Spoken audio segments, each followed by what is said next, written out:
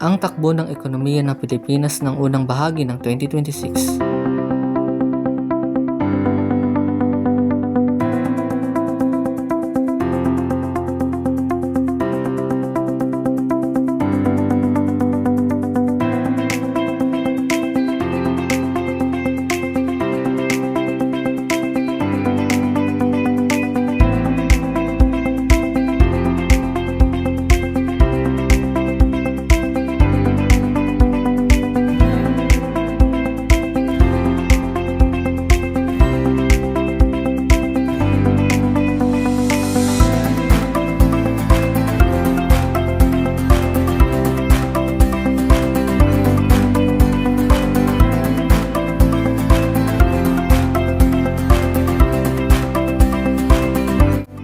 Ako si Filipino International, nag-uulat.